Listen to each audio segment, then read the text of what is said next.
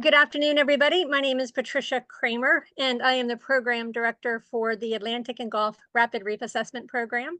And I'm joined with my colleague and good friend, Emma Doyle, who is with MPAConnect. Emma, do you want to say hi?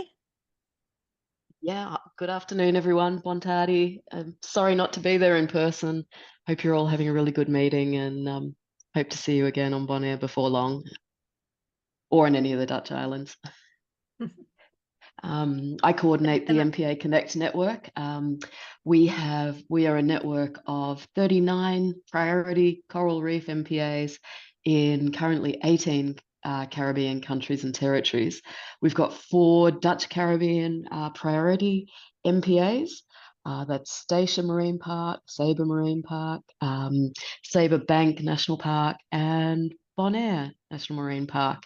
And from time to time, we're always very happy to work with others from the other Dutch Caribbean MPAs.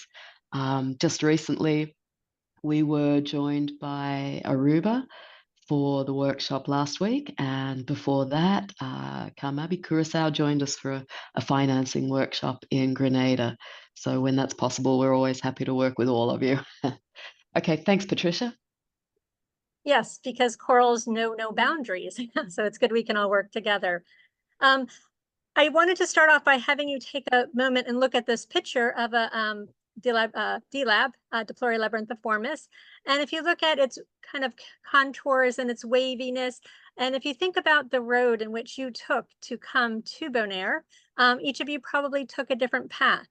And I chose this as a symbol for our effort to look at coral restoration roadmaps, because there is no one size fits all for how we're going to rescue, rebuild, and restore our corals. We may cross and intersect, we may build upon one another, but we may have unique roads for each of them.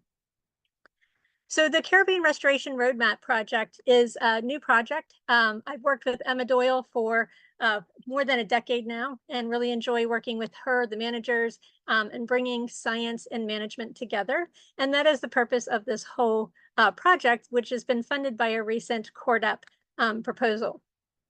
The rationale behind this is, if you know from AGRRRA, we have helped to track things dying a lot over the last several years, from stony coral tissue loss disease, working with Elwyn to help track the diadema die-off, which she helped to lead that effort with the Diadema Restoration Network. And then recently, last year and continuing this year, has been thermal stress on our corals. So we're kind of left with this challenge of thinking about how do we begin to rescue and recover corals after these devastating impacts, especially those species at risk to stony coral tissue loss disease and families that are endemic to the Caribbean, and those that are highly susceptible to disease or bleaching. And some of these species are even at risk to genetic loss. So we're here at a crossroads where we're trying to tackle this. And you've heard from some amazing people the past 2 days on the efforts that they're doing. So we are working to help to expand on that, to build on that, to learn from that.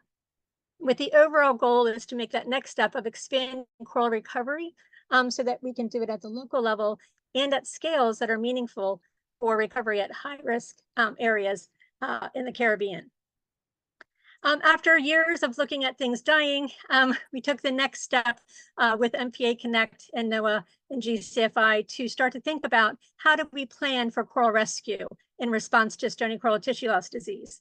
And you can see how happy everybody is here, because for once we weren't talking about just things dying. We're actually starting to think about how managers can start to integrate rescue and restoration into their management priorities and planning efforts. This was at the Reef Futures meeting in 2022. So the project we have now is building from that, where we brought together a team of coral restoration experts, mentors, that you see on the map here from around the Caribbean, as well as the MPAConnect network, which is in, as Emma said, in 40 different MPAs in 18 different countries. So it's a really unique opportunity to bring these two groups together to synergize our efforts. The broad objectives are to increase coral populations and improve reef ecosystem function, but also really the main focus is to develop science-based and management relevant. And I want you to kind of think about both those terms for a minute. You've heard a lot of science today, really good science, and yesterday too. So the next step is, how do we take this science-based rescue and restoration information and apply it to management? Managers wear many hats. They have to deal with tourism, fisheries, coastal development, water quality, and now rescue and restoration is yet another hat in which they have to wear. So we're working together to try to help integrate these two different areas, and also to share and increase coral recovery technical expertise. We think about mentors, and we can be a mentor, you can meet a mentor. Everyone has something to share, and learning and sharing those opportunities and information like you've been doing the past 2 days is really key. And the overall goal is to kind of synergize and catalyze these new restoration efforts in Caribbean marine protected areas. Our CORDUP grant is one of 5 that were funded for the Caribbean. I'm very excited about that because it's one of the first times that the Caribbean has had funding to look at coral rescue at a large scale. And we had a chance to meet with each of those co-PIs or principal investigators of the 5 other CORDUP projects last week. And we really talked about how we can come together and learn from one another.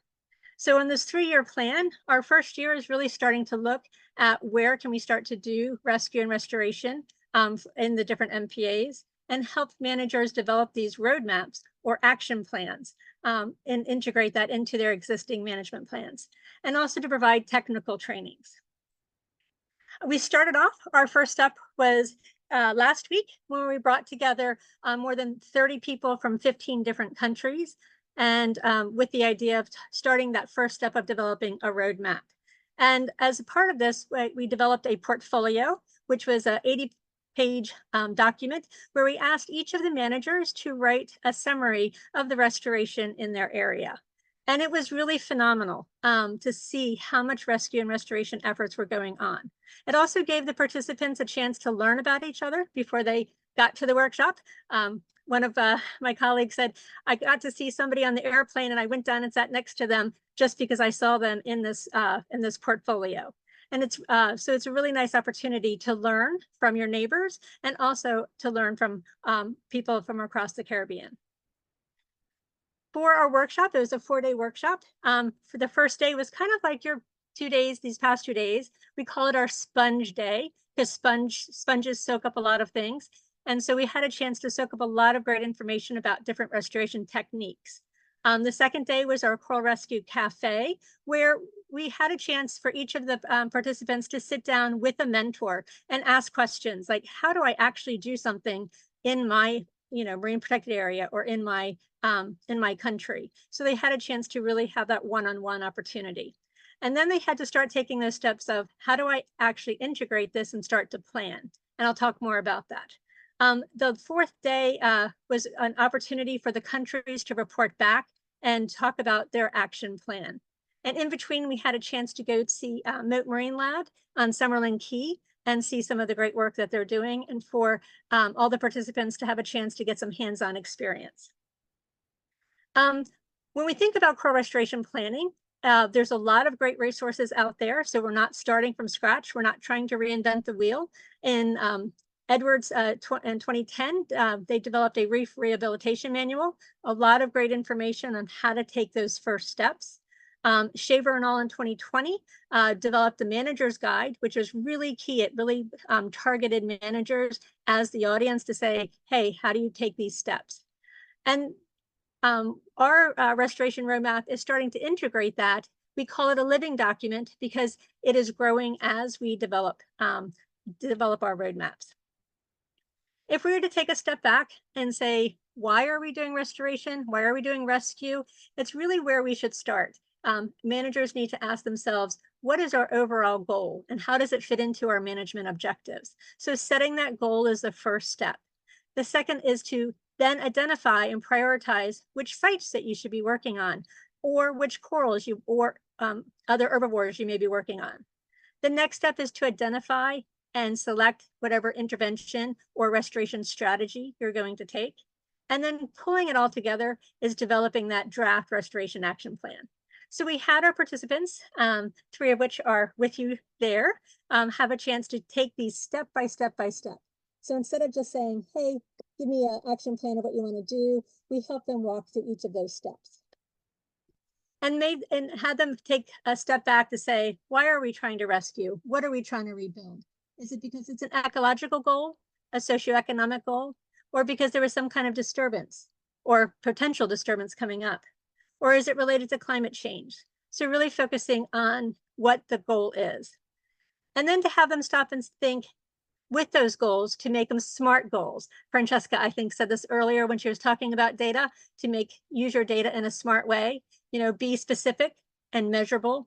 Make sure it's something that is achievable and relevant. And then also put a time bound on it. One of the lessons learned that we had from Sarah Fangman, who is the manager of the Florida Keys National Marine Sanctuary, who said, we are in the long haul. It took decades to disturb these reefs. It's going to take decades for us to start to rebuild them. So when you think about timeframes, this is a long-term commitment. Just to give you an idea, this is an example from the Florida Keys National Marine Sanctuary. Their goal was to restore 7 of their iconic reefs. They used very good scientific data to help to locate those reefs, but they also integrated other priorities such as socioeconomic goals and criteria to actually select those 7. After they used that data to help select the areas, they looked at what techniques they should be using to restore each of those areas. Then the reality factor, and this is something that managers always have to deal with, is that reality factor of, how am I going to get this done? How much is it going to cost? How is it going to affect my other budgets? But then also integrating in the idea of setting targets so that you know how you are progressing and if you need to adapt and change something as you continue along your timeline. An example that Sarah Fangman had said was they were doing great with their restoration progress until the bleaching of last year, when they lost several areas of mortality. Was extremely high for Kramer, palmata, and cervicornis. So they had to readjust. They had to take that new information and they had to be flexible and return and say, okay, now we just had to reset our clock and our goals. What is our next step? So using those targets and timelines to track how you're doing, and then pulling it together into a roadmap. Now, at the workshop last week, we were just taking the very beginning steps, but part of it was to start to think in this kind of idea of taking these smaller steps and going from there. I mentioned Coral Restoration Cafe. We had kind of 5 different key pillars of restoration that we thought was really key for people to learn about. One of them was using coral monitoring data to guide your coral rescue efforts. One was using large area imaging to help track coral restoration. Another one was sexual coral reproduction and spawning and larval propagation. Another one was asexual coral propagation and herbivore propagation. And the last 2 were fundamentals of invertebrate disease and investigations, which really hits home because of the impact we've had from stony coral tissue loss disease, and then also thinking about managing closed land-based systems because of the impact. One of our first tables that we had in one of our experts was Judy Lang, who is my colleague and mentor. You'll hear me say mentor a lot because we are all influenced, and if you are ever influenced by a mentor, make sure you stop and say thank you. So thank you, Judy, and then pass that mentorship on to others. Judy gave us a great background because she has been studying reefs for a very long time, starting in Jamaica, and she was able to give us a perspective of what reefs used to look like, what has changed. And this really helps to understand, what part of your ecosystem is maybe disturbed and how you may restore it. Up in the upper left-hand corner is another really important guide and resource tool. It's a Coral Reef Restoration Monitoring Guide. Many of the things that Francesca had talked about, and Francesca, I love that you are a metadata person and you like you like data and you use that to help track and adapt your goals. This guide helps provide some guidance on that as well. But that is a really key aspect of all of this, is really being able to track your information and using that monitoring data, especially as reefs change quickly, either from disease or from bleaching. That data can also be used to help you identify where your sites and which coral species to use. So collect all of that data that you have and really take a deep dive into it to look at which sites or which corals. But as a guiding criteria, always make sure you have management in effect, that it's a reef value of high value, either for ecological or social or cultural reasons, that data are available or that you can get data, and that you can establish a monitoring program if you don't already have one. And as you start to progress into doing restoration, thinking about having a control, intervention, and reference sites so that it can help guide you and so you can adapt your actions. In addition to monitoring your ecosystem, our colleague Art Gleason, who's with the University of Miami, is currently giving a course in techniques in large area imaging for coral reef science. You saw some really good examples from Francesca and how she used these photo mosaics and large area images to help track what happened to the mound corals from stony coral tissue loss disease. And that's really the key to this new technology. This technology has advanced so much in the last couple decades. And part of it also is being able to use this to help guide your restoration, to track how things are going. But another key thing, as Francesca said earlier, that keep your data organized, good data is fundamental. So really use this data and have a system to keep it organized. This course, if you're interested, we have an online portion of it, and I'll be talking more about that. But Art is great because in his Coral Cafe, he sat down and answered questions from people who are just getting started and saying, hey, what camera should I use? Or how big of an area? Or which site? And these questions were really key because he was able to answer these for people who were just getting started. And as Art always says, there is no one size fit all. There's a lot of standing SOPs or manuals that say to do it this way, but you're going to need to adapt, like take pieces of those and find what works for you. But Art is there to help provide guidance if you ever need guidance. So he was really helpful in working with our managers. He gave some really good examples, especially with the recent thermal events. This is a study from Gintert et al. From 2018, where they looked at tagging corals over time, and they were actually able to do this over a 6-year period and found out that many of these corals actually recovered, which was really encouraging. And that following some of these thermal events, they actually became more and more resistant.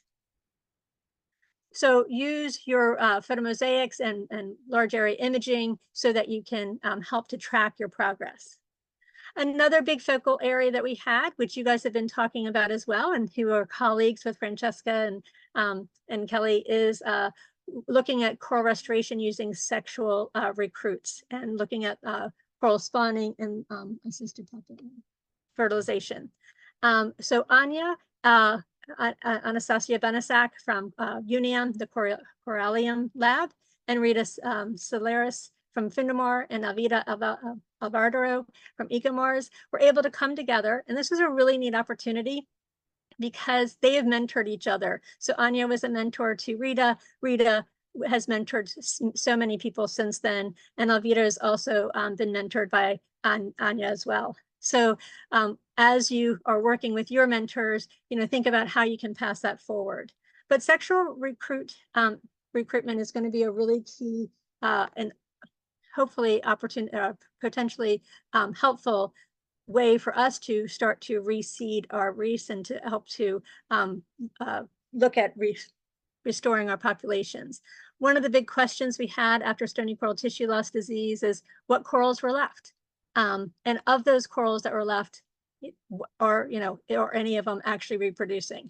You got a great crash course earlier yesterday and today on how corals reproduced.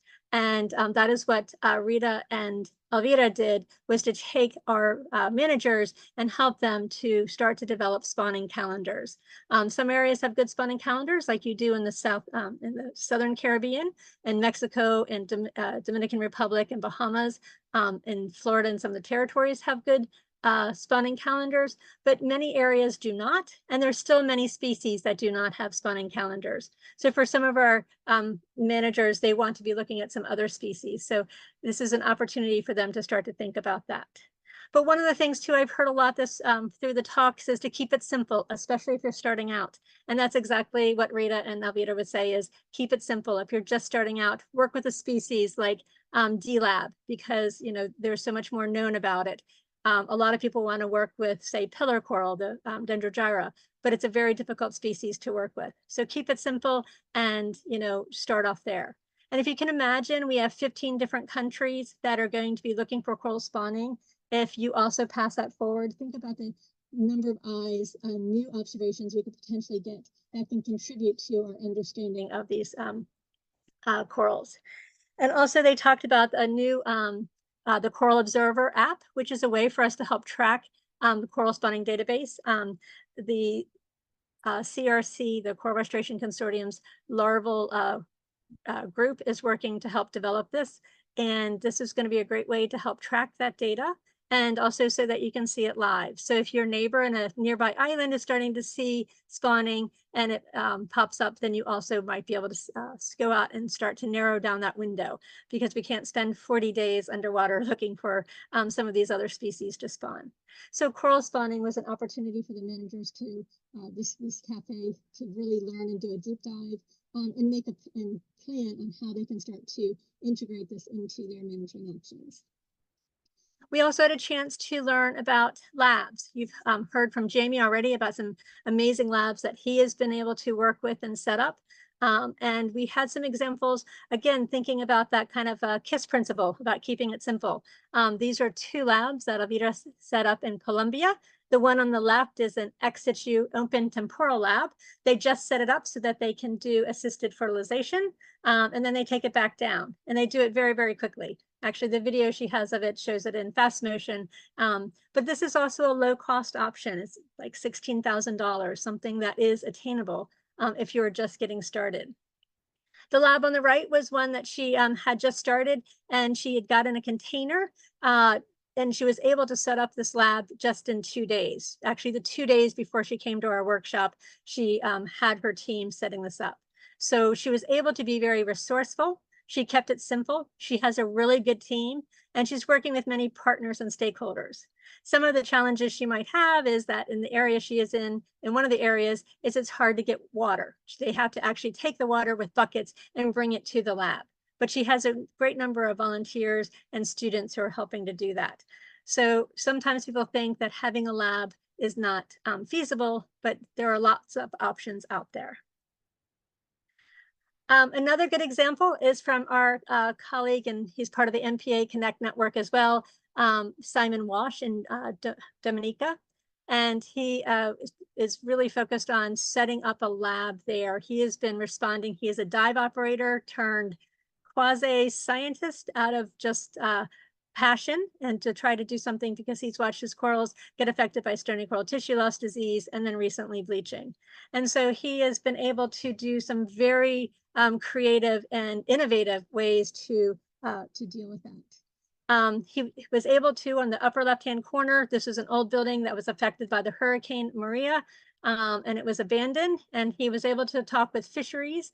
So work with your governments and other stakeholders to look for any potential. He was able to work with fisheries to be able to set up a lab here. In the picture below it, you can see the progress that he's made. And this has just been in the past couple of months. And some of his lessons learned was, you know, think about your location. He's very close to the water, so getting water is going to be easy for him. He partnered with the government and the fisheries department and had full support from them. He was able to cost things out. And then, just in case, because it is an island and it's hard to get supplies and they do have hurricanes, he bought backups of everything. But he's also being very creative in his funding on how he's funding this, getting local donations to do this. But the bottom right-hand corner shows how it looks today, and it's really phenomenal. Just in a few months, he's been able to set this up. And his main objective, when we go back to the what is your goal, his goal is a short-term goal, and that he wants his corals to survive this summer because he saw how impacted they were last summer. Another important aspect or strategy that we talked about, which you have also been talking about, is different ways to improve coral survivor. Alwyn had mentioned Stacy Williams, who is a colleague of ours who works with diadema as well as other urchins. She has 2 labs in Puerto Rico. You can see on the map in the middle on either ends of Puerto Rico. And she has in situ labs, nurseries, and then she also has ex situ labs as well. She is culturing 3 different species of urchins. She's doing Trypanostes, Echinometra, and diadema. and she is also doing coral propagation as well as crab propagation. And really exciting, when we talk about mentors and meeting up with people, she had a chance to work with Anya. Anya came in May and was teaching her how to do coral spawning, and they went on and they collected spawn from D-Lab, and she actually has her first settler. So now she has a newly settled D-Lab in her lab too. So it just shows the power of working together. Her main focus, as Elwin was talking about, is how do you enhance herbivory? And as Elwin mentioned, you can protect parrotfish, you can redistribute populations, but her focus is also on looking at larval rearing and collecting post-larval settlers. And she also is taking an ecosystem approach for when she goes to restore her reefs. So she's looking at several reefs in Puerto Rico, and she's hoping to restore 5 acres in that area. And some of the things she's focusing on is kind of outplanting her corals and restocking the reefs with both urchins and corals at the same time, so that the urchins can keep the algae grazed down. And if you look at the picture, you can see all that white. Those urchins are doing a really great job. When you use other species like Trypanostes or Echinometra, you may need higher densities than you do with diadema, but they do really a good job of keeping that algae in check. One of the neat things that she did at the workshop, at the meeting, was to sit down with each of the managers and go through this flow chart. This is a paper by Butler and al. Elwin is an author as well as Stacy. And this is really kind of taking that step back to look at, what algae do you have on your reef? Before you start thinking about putting, herbivores out there, to take that step back and saying, do you have enough shelter for your urchins? What type of, what is your dominant competitor? If it's something like calcareous macroalgae or fleshy macroalgae, you may want to think about using crabs. Or if you have Paesionalids, especially Ramocresta. Ramocresta is a red alga that is very competitive, and it can overgrow corals. And urchins are one of the few things that can actually keep it in check. So you may want to focus, if you have a lot of Paesionalids or Ramocresta, to focus on using urchins. So it was really useful for the managers to kind of step back and say, hey, what algae do I have on my reef? And then go through those next steps of thinking about what opportunities that they might have to enhance herbivory. We also had a chance to work it with Jason Spadero, who is the staff scientist and program manager at Moat Marine Lab. Jason was great in that he set up an amazing tour for us at Moat Marine Lab. The participants had a chance to do microfragmentation. They had a chance to do coral disease tissue sampling, and they also had a chance to see the spawning lab, and they also had a chance to see the crabs and all of their coral propagation as well. And Jason has been working on looking at Caribbean king crab and their role. So most crabs are carnivorous, but there are some crabs that are herbivorous and will eat different algae. Caribbean crabs tend to like to eat other things like Dictyota, or they will eat calcareous. So they'll eat some of those algae that other species like fish, herbivorous fish, or some other urchins will tend to shy away from. So they kind of help to fill an interesting niche. So Jason has been able to really understand the crab life cycle. And some of the studies that he has found in the upper left-hand corner is basically, if you add crabs, they are really good at removing that algae, sometimes even better than parrotfish. And when you put them on reefs, they will reduce algal cover, which also allows for increase in fish richness, fish abundance, and coral recruitment. And on the right-hand side, you can see from one of his papers, a study that he did when he actually looked at using a control versus adding crabs and also removing some macroalgae, that the juvenile coral density increased. In the bottom left-hand corner, you might recognize a couple of those people on the left-hand side.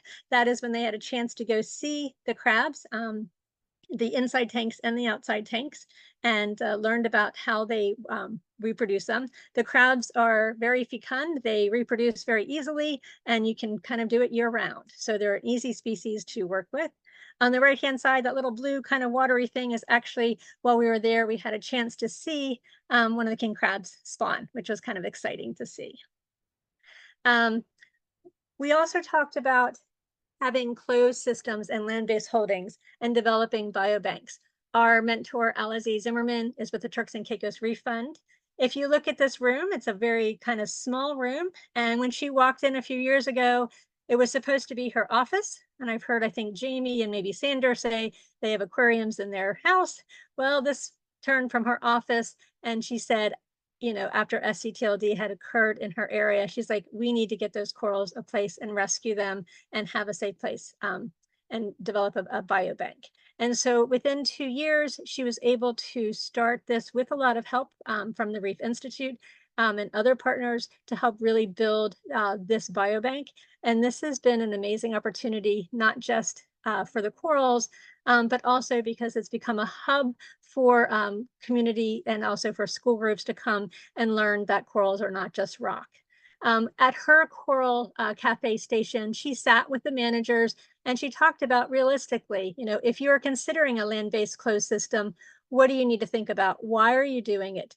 Please know that it's like a lot of commitment. You know, what are your resources? What infrastructure will you need? And so she was able to walk them through steps to really think about and scope out if they were thinking about a land-based system.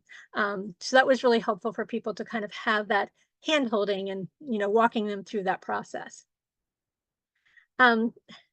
Another part of our mentor team is Michelle Dennis. She is a veterinarian who studies diseases, and she focused on doing the fundamentals of invertebrate disease investigations.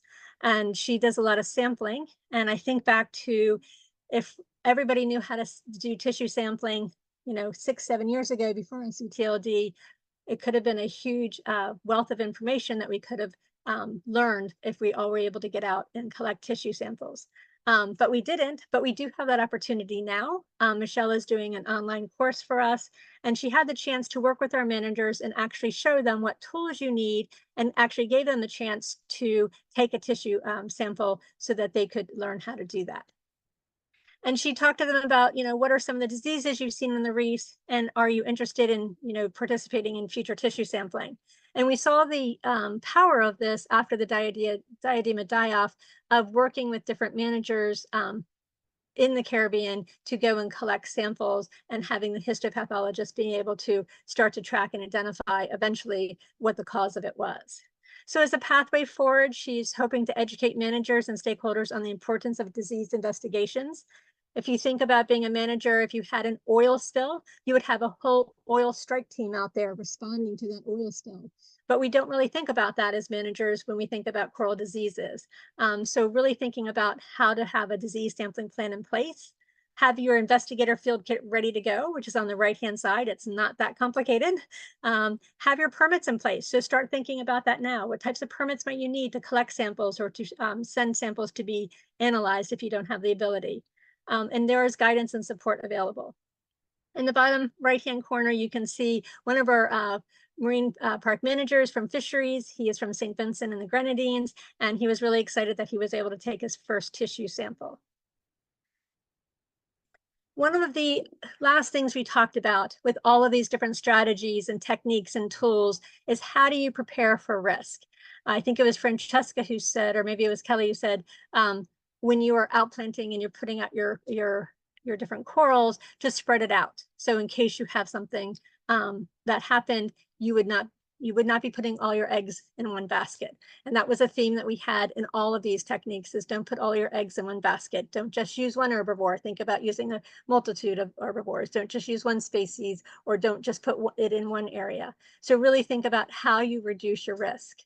We've been at risk for thermal stress for the past, well, longer than almost a year now. That started in 2023 and caused extreme bleaching in many corals, especially on nurseries and aquaporids. This is our colleague, Simon Walsh, who he really has been very innovative, ready to try anything.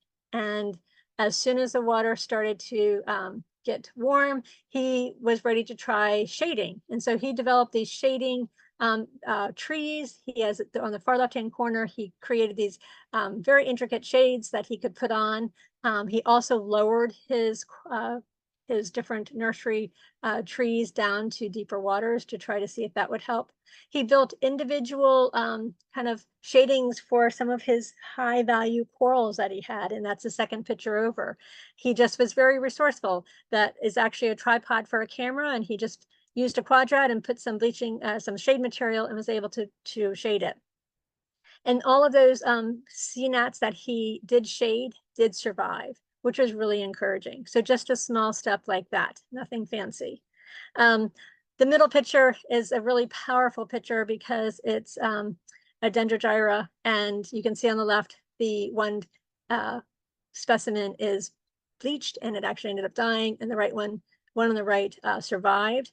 And the take-home message from that is don't wait. As soon as you start to see that the temperatures are getting high, you know, try to take some kind of action. So be prepared and act early was one of his big take-home messages. They also tried feeding their corals, and they found out that it did help some. So they're going to look into doing that. That's the fourth picture over, where they were using plastic bags and feeding them that way. And then his longer term goal is the far right hand side, which he had only dreamed about 7 months ago. Wasn't even a dream, or wasn't even on the books, but he was able to start to build his land-based facility so that if he needs to remove any of those corals. And he's also looking at some species that not a lot of other people are working with, like a lot of the maize, meandroid corals. And so he's really looking to see if he can work with some of those. There is a webinar that if you wanted to find out more information or learn more about some of the response efforts that people are trying on our website. You can just go to our webinar page, and you can see that, and you can learn more about what Simon's doing. Also, this if you go to his the other link down here, that is actually a great way. I saw that Francesca had a great database, and Simon did something really neat. He took that data and he used Tableau and made it a really nice looking one that he used to help communicate with the fisheries department and other people to let them know. So if you haven't seen that, that's a really interesting way to help communicate your data out. Another example of how to adapt restoration to climate vulnerability was from Rita in Dominican Republic. And this was very powerful. She has an amazing setup there. I think many of you, or some of you may already know her, but in her Cropper Cornus nursery, she had a lot of corals that were stressed. And, you know, between 2011 and 2023, she had 3 kilometers, that's a really long way, of lineal tissue across 110 structures. But in 2024, they lost 80% of that. And so she went through the coral that were remaining, and she took off the pieces that were still alive, and she built these ropes that were along a current, and she hung them at an angle so that they would actually get the flow. So one of her responses was to take those remaining living pieces to move them into an area that had higher water flow as a strategy to help save them. So that was one of the things that she did for that. Another thing she also did was, because the number of corals that are living have declined and the population is a lot lower, so density of corals that may be spawning is lower, she's had to pre-calculate the number of colonies needed. And so she's actually gone out and they've identified all of the colonies, and she's counted, like there's going to be 60 colonies, so they made 60 nets so that they could they made their spawning nets. And she was able to mark the colonies, and she set a line if they weren't too far apart from each other so that they could easily go from place to place to place. And as I said, she made a net for each of those colonies. So instead of leaving the corals in place, she wanted not to have to move them, not to bring them together, but leave them in their natural environment. She sent her teams of divers out further. So she's had to increase the number of divers and the effort she's had, but she's had really good success with that, especially with engaging in the community. And she has found that her assisted sexual recruits are 2 to 5 times more resilient to bleaching and SETLD than other ones. So that was one way that she's approaching that. So one of the things we asked after we talked of the different steps to the managers, after we showed them all of these different techniques, we talked about what the issues were in their countries. We had them sit down, take a deep breath, kind of assimilate this. By now their sponge is overflowing with information, and really take that pause and say, well, what is your goal? That's your first step. You know, where is it that you want to work? What is your high priority? Why and how? And then to talk about what sites and what species that they wanted to work with, and then what potential restoration interventions they might need to take. And really key was who would be their partners. One of the things that Sarah Fangman had told us when she was working for the Florida Keys and the missions Iconic Reefs was she had so many on the ground partners already doing things that it made it a lot easier for them to get going. So really look around to see who your stakeholders and partners are. And then they're able to, you know, to ask like what types of technical assistance would you need in order to take these next steps on these draft roadmaps. And the great thing was they then gave presentations back. So the three of them up here that you see now are from Danielle and Camille and Sitski. And I don't know, maybe at the end I would love, or maybe they might want to say something now, just real quickly, about something you learned doing this whole process. I don't know if you're going to have to unmute me or not.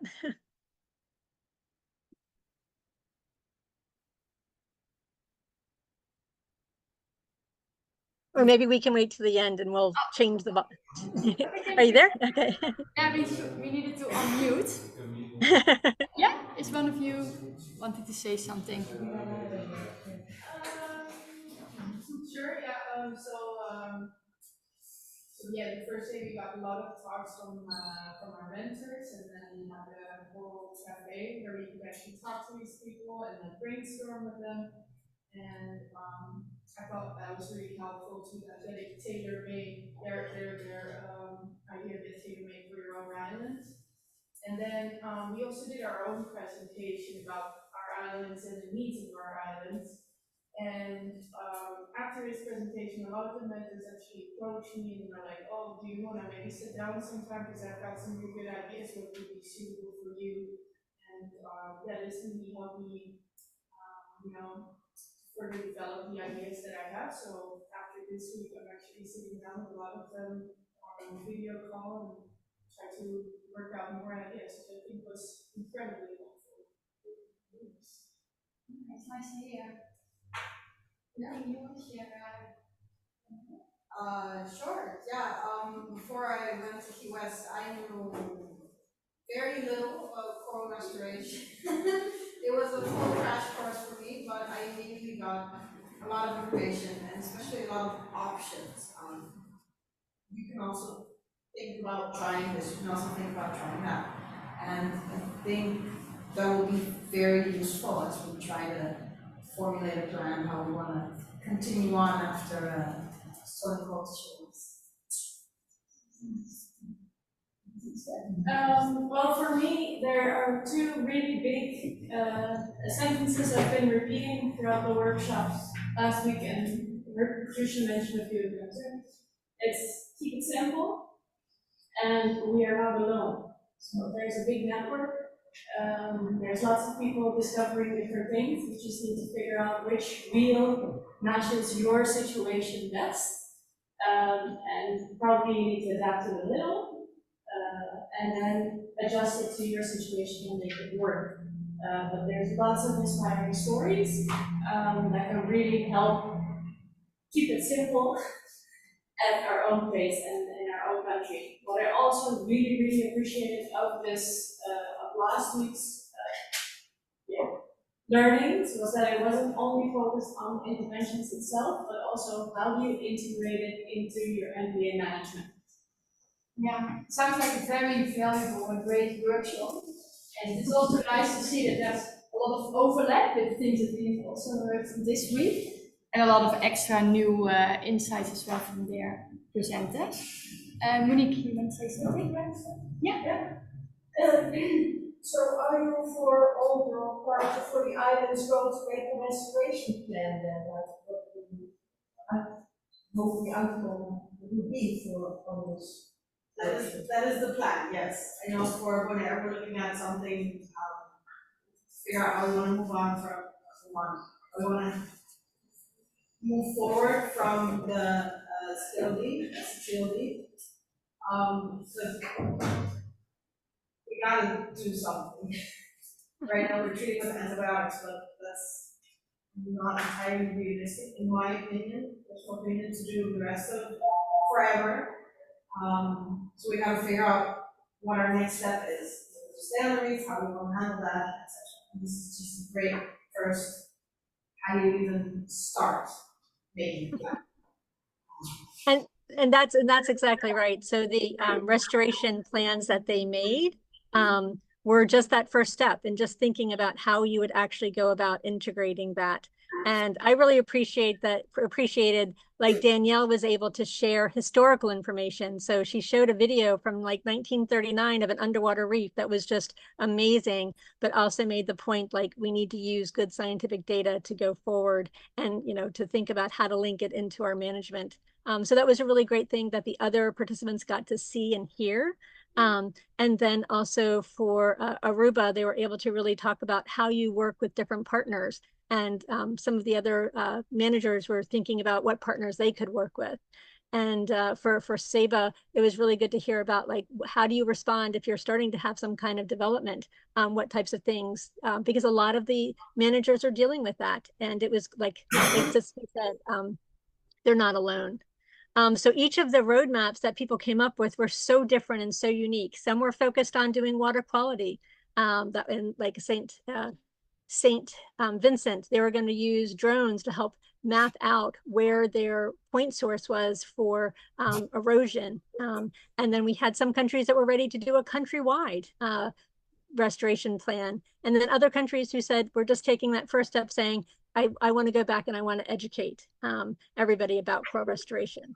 So as I mentioned before, that the brain coral was, you know, the symbol because not every road is the same. But we do need to think about how you ground it into management. And one of the things we talked about, and you can see the map up there, everyone kind of put their priorities. But some of the things we talked about was how you can be a mentor and continue to work with your mentor. How we can track some coral species that are at highest risk. So if we thought about if everybody went out and tried to track just say pillar coral, we would have a much better idea of just how endangered it is. If we all got out and got eyes underwater for coral spawning at a regional level, we would learn so much. And if we started to bring together all of those large area imaging and photomosaics, we'd start to get a better picture of our reefs. We do have training courses that are coming up, and we're going to continue this conversation. But as I said, we need to kind of ground it in management and how it relates to the managers. So now I'd like to kind of just quickly turn it over to Emma Doyle, who is our MPAConnect just guru. She amazes me because she always has the managers in mind and thinking about how this can be useful for them. So Emma, if you want to, I'll run it if you want to go ahead and talk. Yeah, sure. Thanks, Patricia, and hi, everyone. During last week's workshop, my colleague Dana Wazinik Mendez, who is a key partner of MPAConnect from NOAA's Coral Reef Conservation Program, she gave a recap about how is the rest of the region, how are the other MPAs in the network doing in relation to management capacity for coral restoration. So I want to share a couple of quick points with you. You might be curious about how is the rest of the region doing in the Caribbean in relation to coral restoration. And I just want to leave you with some points related to the broader MPA management perspective on restoration planning. So MPAConnect, every 5 years, we ask managers, how are you doing in relation to 20 different aspects of MPA management? You know, MPA managers really are rock stars and do a lot. In 2011, we started this process, and between 2011 and 2023, we actually didn't explicitly assess restoration capacity among MPA managers. You know, to be honest, in the earlier years, we saw restoration as something of a luxury or an indulgence for those MPAs who were like lucky enough to have the right specialist partners or who had enough staff and funding with an energy to engage in coral restoration. It certainly wasn't seen as something that was necessarily right for every MPA. So we didn't focus on it as a particular management element that we assessed. But now, given the context of disease, climate impacts, changing oceans, we can see that restoration for corals has become more of a necessity than a luxury. And so in 2023, for the first time, we assessed how is everybody doing around the region in relation to habitat restoration. It was a new element we added. So what we found in 2023 is that, well, firstly, we asked these, you can see on the screen, tier 1, tier 2, and tier 3. At tier 1, about a third of the MPAs in our network have little or no restoration happening. In tier 2, the majority of the MPAs in the network, we actually have some restoration happening, but it's opportunistic. It's not strategic, and it's not guided by a restoration plan. In tier 3, where you can see just about a quarter of the MPAs actually have a restoration plan, and they're actively implementing it. Now, additionally, we also asked managers, how are you doing in relation to biophysical monitoring of your corals? And we found that less than half, about 40% of the MPAs are actually doing any monitoring of their coral restoration work that's going on in association with their MPA. So interestingly, we also asked which coral species are you restoring, and it skews still very heavily to acroporids, much less to brain and star and to maize coral, or I guess reflecting that traditional focus. Now, we thought you might also find this interesting. We asked the managers, so what approaches are being taken to coral restoration in your MPA? And you can see here different approaches that they mention, different methodologies. There's also a couple of mentions of grounding response. And I think you can see that this is a topic that's it's not really a method or an approach to restoration, but you can see that grounding response and mitigation of damage is something that's very much in managers' minds when we talk about restoration. And I think groundings have prompted MPAs to do restoration work in the past. And their restoration has been a means to an end rather than an end in itself. And I think that perhaps reflects the many difficulties that MPAs face with prioritization. We do a lot. Now, often I present a slide that has like 20 different icons of MPA management. And this slide is a slightly different way to present those 21 different things now that we're working on. We ask managers, how are you doing and what do you need? What are your challenges or needs? And the number one need that managers mentioned is technical capacity. And so workshops like today are really making a difference. You know, we can build capacity and provide a lot of good information sharing. The next thing that managers ask for is sustainable financing. That's a really big topic that we work on, with week-long workshops and lots of follow-up activities. But then thirdly, managers asked us for help with restoration planning.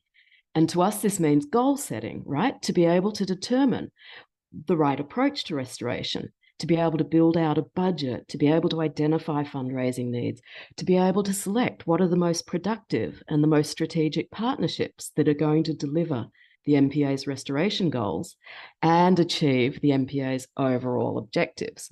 Now, if you take a look in the middle, core programs. Last week, we found that it's helpful to think about the goals for coral restoration in the context of the MPA's core programs and activities. Now, all MPAs are unique, and I'm not sure if it was Camille or Danielle who just mentioned it's good to know the options, because each MPA is unique and we need to see what fits best with the MPA's objectives. Now, most of our MPAs, when we ask them about their objectives, they've told us that let's start with sustainable tourism and supporting sustainable tourism on island. 94% of the MPAs in our MPAConnect network in the Caribbean told us that that is a priority of them for management, an objective for the MPA.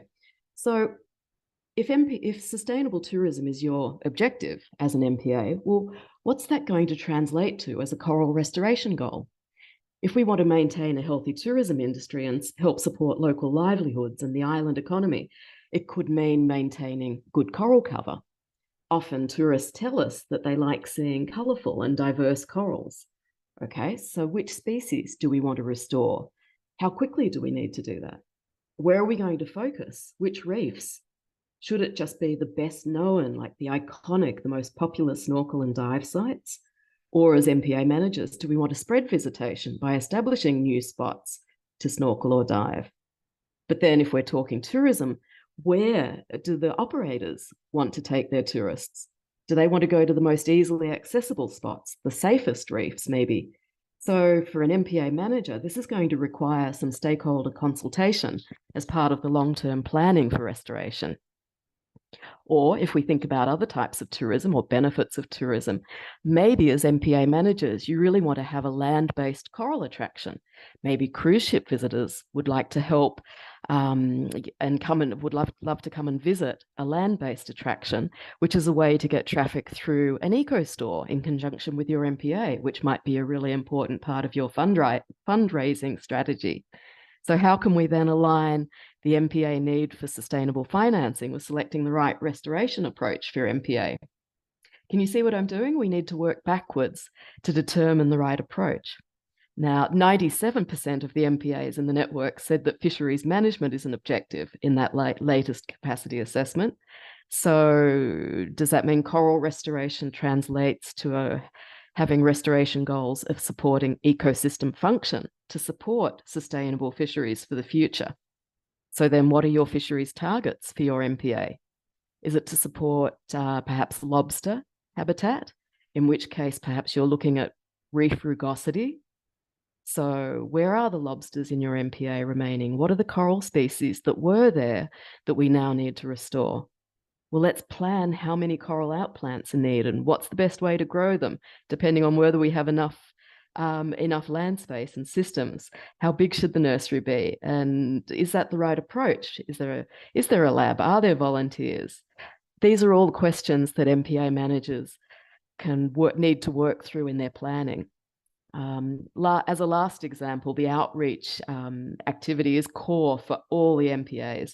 And so working perhaps on education with kids, you might want to have a demonstration restoration project to engage junior rangers. That could be an area close to shore. And you might want to focus on coral species that are going to survive the best to give a sense of achievement and motivation to kids. Those are all key things to think about. Now, originally last week, a key part of my presentation was actually about sustainable financing to address that funding need. What we see though, as soon as we start to talk about how do we build a budget, and MPAConnect has a nice budget template approach and a good framework approach for financing, but this has to be guided by goals. We need to know what the goals are. Before we can do anything on funding, that's our key need. The other side of when we work on our budgeting and funding, partnerships are critical. And last week we didn't try to make the MPA managers into the directors of restoration organizations. We're trying to support capacity to plan and to incorporate restoration into the achievement of MPA management objectives. Now, we can see that partnership building is critical, and it's obviously an area where we are going to need to provide more support for negotiating good conservation partnership agreements for MPAs. But I guess as the doors open to specialist restoration partners, we also need to think about cost and benefit sharing. Where can the specialist restoration partners also help the MPAs with cost sharing for MPA management activities? Restoration in an MPA does demand more monitoring and more reporting by managers. It deserves more enforcement effort to ensure that restoration infrastructure is safe and sound, including in the face of climate impacts. And it also means MPA managers formally incorporating restoration into management planning, which involves consultation processes and lots of communications.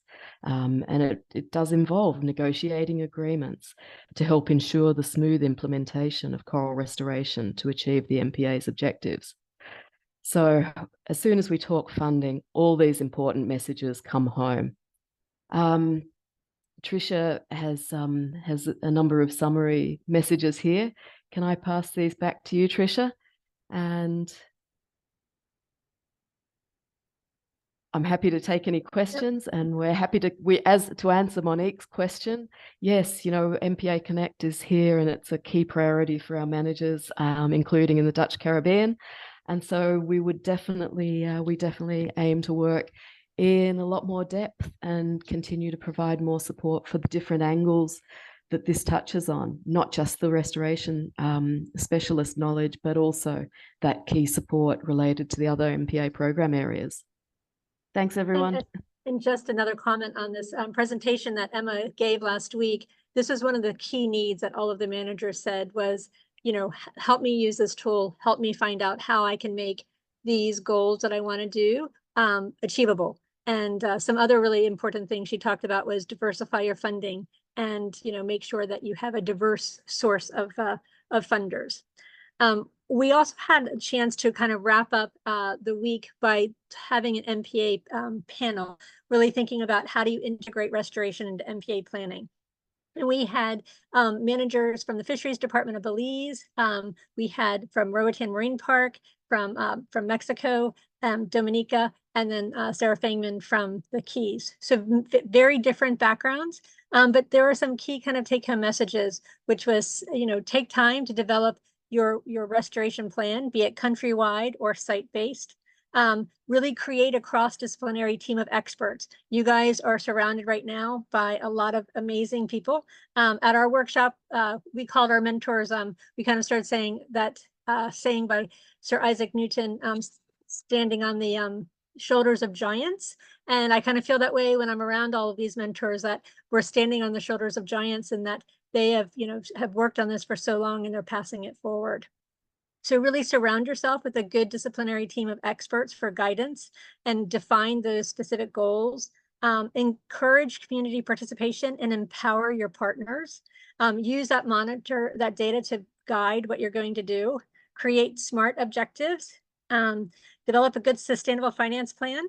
Know that you're in this for the long-term investment. It's not, we've had, cases where, restoration comes and goes, but really think about the long term. And also, I think, things are going to happen like diseases or bleaching. And when bad things happen like that, be honest with your partners and your stakeholders. Be accurate. Don't be an alarmist, but offer solutions, offer a pathway forward. So these were some of our take-home messages that all of our managers had shared with their experience. To talk more about experience, we do have these online trainings. You can go to our website at AGRRA to find out about the online trainings. And we also have the opportunity for 2 week-long field training courses, similar to what they've done with Secor and over in Curacao. We have a coral spawning and larva propagation training course, week-long training course with Anya Benesac in Mexico. And then we also have a week-long training course with Stacy Williams to learn ecosystem-based restoration with urchins, crabs, corals, land-based nurseries, and in situ nurseries. So if you are interested in either or any of those, please let us know. And I do want to thank all of the managers. We had, like I said, 30 people from 15 different countries who really didn't know each other before they came, but the bond that was made, as Sitski said, we don't feel like we're alone now. There is this network of people, and I hope that you guys feel that too, because you guys have created bonds there, but also know that we are here as part of your support network. And we thank you, DCNA, for inviting us to be part of your meeting. So I wish you the best of luck for the rest of your planning.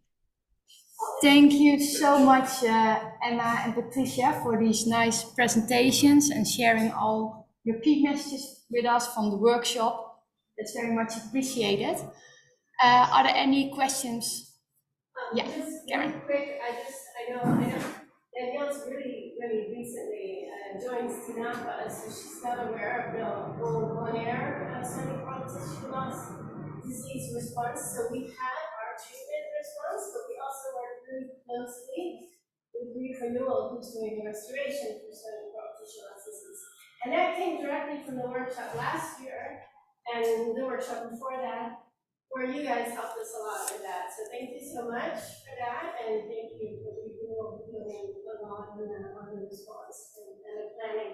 And I'm sure you'll be brought into this conversation. Absolutely. Yeah, I was very careful to say I am not touching this, because I'm sure you guys have something. to make it sound, to give thanks and credit where credit's due. Absolutely. Thank you, Karen, for bringing that forward. Are there any other questions or feedback or comments that someone wants to bring to the table?